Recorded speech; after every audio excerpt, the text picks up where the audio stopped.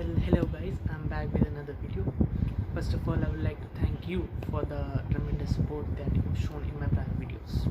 In this video, I'm going to talk about the basics of sponsorship.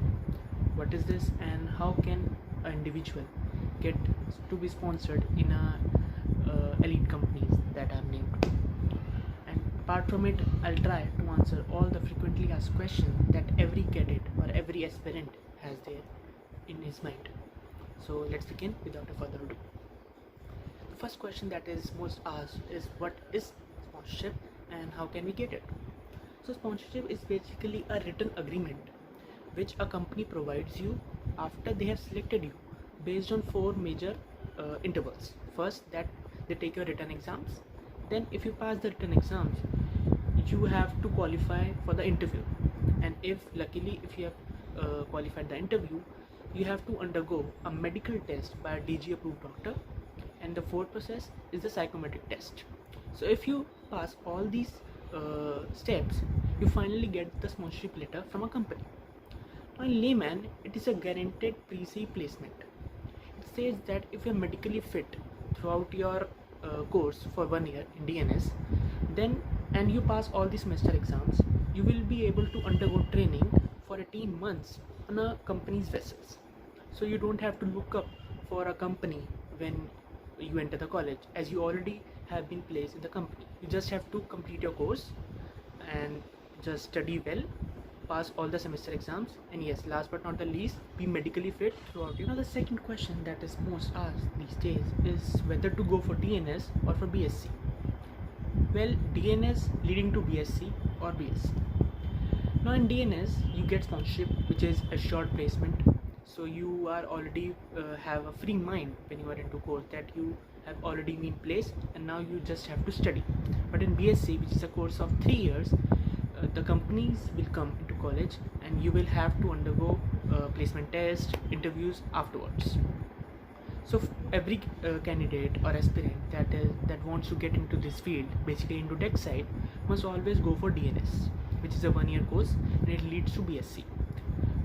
To give you a quick brief about it, it consists of 2 semesters, after which you will go onboard training for 3 semesters, which consists of 3 semesters of 6 months each, or 9 months, or 2 semesters of 9 months. So basically you complete onboard training on a ship for 18 months, and then when you come back home, you have to undergo some courses, some orals, and then finally, if you pass all these courses and orals and practicals, you finally get a second mate's license.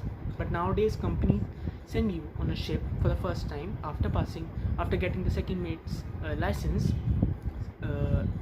which is also called COC, that is certificate of competency for second mates. You go on a ship as a junior officer for 6 months, and after that you are promoted to a third officer, and then from third officer to second officer, you don't need to pass any tests or interviews. You are automatically promoted to second officer if the company feels like you are eligible for it. So this was the brief about DNS. Whereas in BSc, which is a course of 3 years, companies come in college for their placements in the last semesters, and if you are luckily placed in the companies, you go on a ship for 12 months, which consists of 2 semesters each, and then the process is same. You have to get the second mate's license by passing all the medicals, by passing all the exams, orals and practicals. And a very important point that an aspirant must keep in his mind, that he must always undergo any course, DNS, whether it's CNS or BSc, from IMU colleges. Basically there are 6 IMU colleges, or from affiliated institutes by an IMU whose list is mentioned on their site.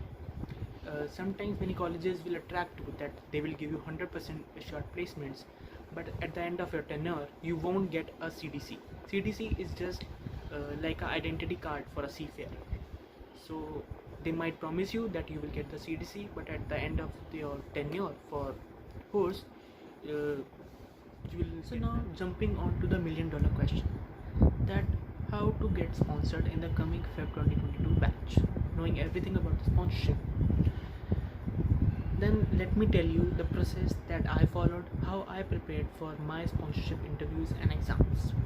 So the first and foremost step that every candidate must follow is to check whether you have the required criteria for DNS scores, that is 60% in PCM, 50% in English in class 12th or in 10th. Though some companies nowadays ask for 65% in PCM, but there are only few. Most of the companies ask only 60%. This should be the first process. Moving ahead, you must start with clearing out all the basics of class 11th and 12th in PCM. I'm not saying you to cram all the things or start reading it again in details.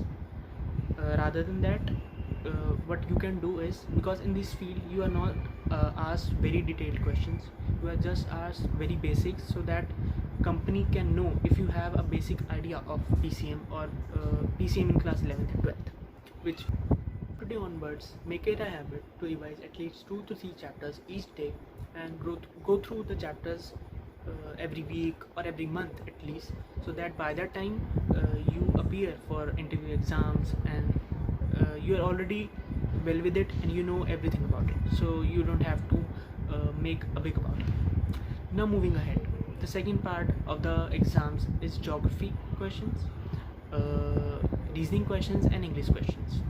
They also consist a major part of your exam, and these are the things that can take your marks to a higher level, because everybody learns PCM in the same way. The marks where you can fetch or where there is high chance that you can score good is English, reasoning and GK.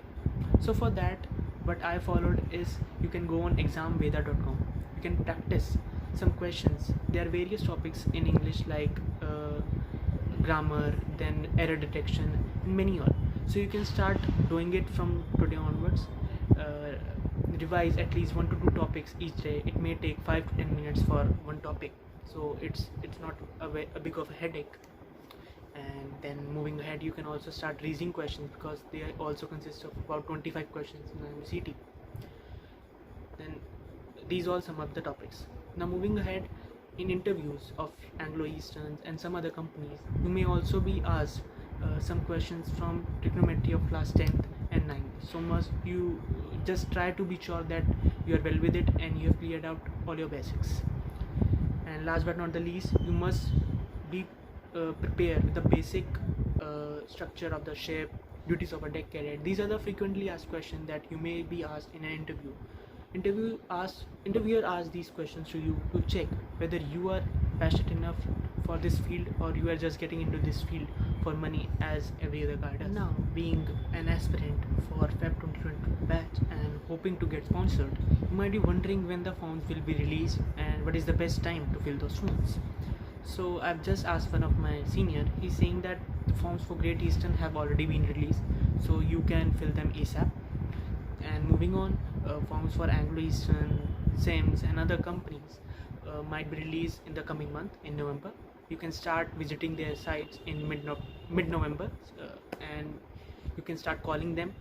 Institutes like IMI, ARI, TMI, then these are private institutes, so you need to call them.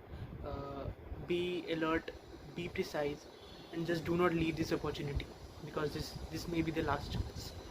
And just let me clear this to you, this time in Feb batch, every time though, in Feb batch very little companies come for sponsorship. And as you know, this time, as there has been no exams, due to which people have got really high ranks and PCM percentage, so this time there will be high competition for Feb batch in 2022. So you must be quick and alert. The date when the forms are released, you must fill them. Do not wait for it. The quick you fill, the quick you may get chance for an interview, and the quicker you may get placed in a company. So don't miss this chance. Start visiting sites of Anglo Eastern. Great Eastern have already released their forms. Then visit IMI, ARI, TMI. Maintain contact with them. Keep on asking them on mails or on phones, and especially be alert in mid-November and till December. At this time the forms may be. Another very crucial question that is asked to me is that, is English compulsory for interviews? or are you judged on the basis of your accent, or if you can give interview in Hindi? So I'll be very honest. I have asked some of my seniors and some people who are into this field, but they have told me that, see, you're getting into this field, you know that when you get on a ship, you will have to work with mixed nationalities who speak different languages. But English is a very common language, and is a language that most of the nationalities know. So if you can't communicate with them due to your inability to converse in English, so don't you think that company might not take you, and it may work against you? So yes, English is quite important if you want to get into this field, but don't feel bad if you are quite not fluent in this language. You can always work on it. You still have time till Feb 2022. Just start practicing and try to be precise. Don't overuse words. Don't show fake accents. Just be good with expression that is asked is like some of the cadets who have been placed in companies like SCI, which is not very good in international market, in foreign market. So should we take this opportunity, or should we wait for the upcoming batch and take a drop? So I would say it's your call. If you feel that you have ample time, if this was your first attempt, and unluckily you have not been able to get any other company except for SCI, so I would say that yes, if you feel that you are competent enough, you have the capability, but due to some luck factor or any factor, you are not able to get into some foreign company. So I would say just take a drop for 6 months, try for another company. But yes, you have to take call. Just don't mark my words. If you feel that you do not have much experience, much aspirations, and you feel that you might not be able to get sponsorship due to lack of time or your age barrier, so I would say that go for HCI, because once you get the secondment license, you can always switch your companies after 1 or 2 contracts. Suppose you have you have got the secondment license, you make 1 or 2 sales as a third officer, you can always change. The last question that I would like to cover is about psychometric test. What is this, and is this crucial? Do we need to prepare anything for it, or just give brief about it? So psychometric test is basically a personality based test. Most of the companies around the world undergo these tests for their employees to know about their personality, if they have a stable mindset, if they are ferocious or aggressive in nature. So the first thing that I would look clear is this is a test that you need to give based on your personality. Just be true to yourself. Don't try to fake it. Don't try to be over smart, and answer the questions that you would like to give, or don't answer it in an ideal way. Be true to yourself. If you are honest in this test, I guarantee that you will surely pass this, and you don't need any extra preparation for it. You just go for it. Like for an Anglo Eastern, they ask you about 250 questions, 241 questions in psychometric test, and these are based on personality questions. So if you are honest, and another point that must be kept in mind is, in this test, suppose you are asked a question, and if you answer it yes or no, and after some questions, like after 15 questions, the again question would be asked you, and if you answer the question incorrectly, then you would be marked wrong. So you need to be honest at all times. Don't try to fake it, otherwise it's a very easy. This was all about it. If you have any other doubts, you can always mention them in the comments below, and you can DM me on Instagram. I will be more than happy to revert back. And if you wish to see a live interview, a demo interview that is devised by me, you can click the video. And thank you for listening.